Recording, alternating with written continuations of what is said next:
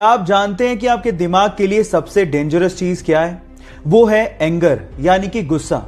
गुस्सा आपके दिमाग के लिए पॉइजन के जैसे काम करता है। जब आपको गुस्सा आता है तो वो आपके डिसीजन मेकिंग पार्ट को बंद कर देता है, यानी कि आपकी सोचने की शक्ति खत्म हो जाती है।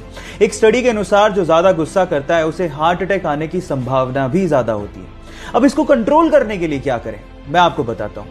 उसके लिए आप 1 to 10 काउंटिंग रूल को फॉलो कर सकते हैं। जब आपको गुस्सा आए तो आप मन में 1 से लेकर 10 तक की गिनती काउंट करें। आप देखिएगा कि 10 तक गिनते गिनते आपका एंगर यानी कि गुस्सा कम हो जाएगा और उसके बाद आप दिमाग से काम ले पाओगे। इसके बारे में आपका क्या ख्याल है, चैट सेक्शन में लिखना मत भूलिएगा।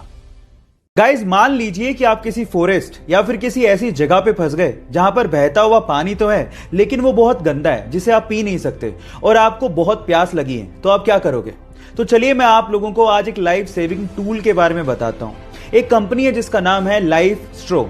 ये ऐसी स्ट्रो बनाती है जिसको आप जैसे ही गंदे पानी में डालेंगे और पानी को सक करेंगे तो वो पानी को पूरी तरह से प्यूरिफाई कर देगा।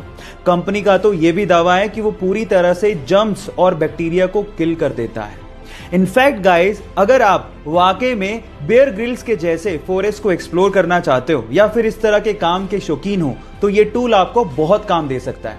ये जानकारी आपको कैसे लगी, चैट सेक्शन में लिखना मत भूलिएगा। इस कोरोना काल में आप लोगों ने हाइड्रोक्सी क्लोरोक्वीन नामक मेडिसिन का नाम बार बार सुना होगा। इनफैक्ट ये मेडिसिन इंडिया में बहुत बड़े स्केल में मैन्युफैक्चर की जाती है और इंडिया इसे दूसरे देशों में एक्सपोर्ट भी करता है। पर सवाल ये है कि ये मेडिसिन कब और किसने बनाई? डोंट वरी, मैं आपको बताता हूं। ये सन 1934 में इंडियन साइंटिस्ट आचार्य प्रफुल्ल चंद्र रे ने बनाई, जिन्हें हम लोग फादर ऑफ इंडियन केमिस्ट्री भी कहते हैं। इसी मेडिसिन को सेकेंड वर्ल्ड वॉर में बहुत सारी जानों को बचाने में काम भी लिया गया था। क्या इसके पहले तक इफेक्ट आप जानते थे? और अगर नहीं जानते थे तो चैट सेक्शन में लिखना मत भूलिएगा। हमारी अर्थ पे बढ़ते हुए पॉपुलेशन की वजह से कभी कभी ये दिल में ख्याल आता होगा कि काश हमारी धरती थोड़ी सी बड़ी होती। लेकिन अगर ऐसा होता तो इंसान को एक नुकसान भी होता, और वो ये कि इंसान कभी भी स्पेस में नहीं जा पाता। एटलीस्ट 2020 तक तो नहीं जा पाता।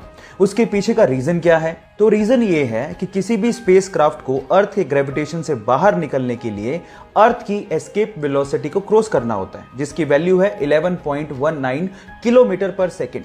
लेकिन अर्थ बड़ी होती तो उसका ग्रेविटेशन ज्यादा होता और उसकी एस्केप वेलोसिटी भी ज्यादा होती, और इतनी टेक्नोलॉजी हमारे पास एडवांस है ही नहीं जिससे हम उस एस्केप वेलोसिटी को क्रॉस कर पाते हैं। तो ये इंटरेस्टिंग फैक्ट जो आपने अभी सुना, उसको सुन के आपको कैसा लगा और ये जानकारी आपको कैसी लगी, चैट सेक्शन में लिखना मत भूलिएगा। गाइस, ये घटना है दिल्ली के इसी लॉकडाउन के पीरियड की, जब एक ठेले वाला अपने ठेले पे फ्रूट्स बेच रहा था। लेकिन थोड़ी देर के लिए उसे किसी काम के लिए ठेले को छोड़ के जाना पड़ा। लेकिन उसके बाद जो हुआ वो बहुत ही अजीब था। आसपास के लोग जो वहां से गुजर रहे थे, ठेले को अकेला पाके उसे लूटना शुरू कर दिया। और इसमें सिर्फ गरीब लोग नहीं थे, मिडिल क्लास लोग भी अपने हेलमेट में वो फ्रूट्स को डाल डाल के लूट के लेके जा रहे थे। और इसी चक्कर में उस फ्रूट वाले को लगभग 30,000 रुपए का नुकसान भी हुआ। लेकिन किसी बंदे ने इस लूटने की घटना को कैमरे में कैद कर लिया और उसे इंटरनेट पे डाल दिया। लेकिन जैसे ही इंटरनेट पे डाला गया, लोगों को बहुत दुख हुआ और लोगों ने ये ठानी कि इस ठेले वाले की हेल्प की जाए। और उसके बाद ऑनलाइन कंट्रीब्यूशन किया गया और लगभग 8 लाख रुपए, जी हाँ आप ठीक सुन रहे हैं, लगभग 8 लाख रुपए का ऑनलाइन कंट्रीब्यूशन करके उस ठेले वाले को दिया गया। अब ये थी इसमें पॉजिटिव न्यूज। आपको ये घटना सुन के कैसा लगा, चैट सेक्शन में लिखना मत भूलिएगा।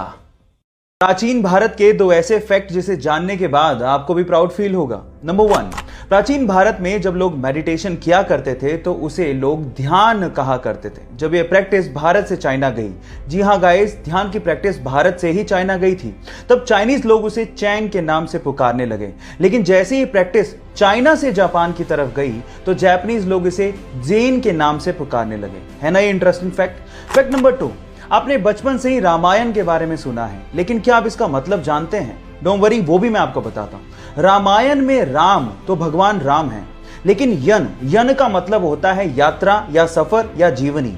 तो इसमें भगवान राम की जीवन की यात्रा को बताया गया है, इसीलिए इसे रामायण के नाम से जाना जाता है। ये दोनों इंटरेस्टिंग फैक्ट जान के आपको कैसा लगा, चैट सेक्शन में लिखना मत भूलिएगा।